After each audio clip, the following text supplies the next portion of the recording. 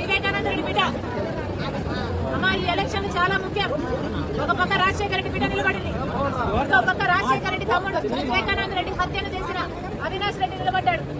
అమ్మా, న్యాయం వైపు మీరు నిలబడాలి, ధర్మం వైపు మీరు నిలబడాలి. ఈ బిడ్డను చూస్తున్నారు మీరు, వాళ్ళ నాన్నను క్రూరంగా హత్య చేశారు. అయినా కూడా వాళ్ళకే ఇచ్చాడు జగనన్న గారు టికెట్. అట్లాంటి వాళ్ళని గెలిపించాలా, లేకపోతే రాజశేఖర రెడ్డి బిడ్డ న్యాయం కోసం నిలబడి రాజశేఖర రెడ్డి బిడ్డను గెలిపించాలో మీరు ఆలోచన చేయాలి. అమ్మా, ఓటు అనేది మీ చేతుల్లోని ఆయుధం. మళ్ళీ హంతకులను గెలిపించకండి, మళ్ళీ హంతకులను చట్ట సభలకు పంపించకండి. ఆశీర్వదించండి తల్లి రాజశేఖర రెడ్డి బిడ్డలు. ఎలాగైతే రాజశేఖర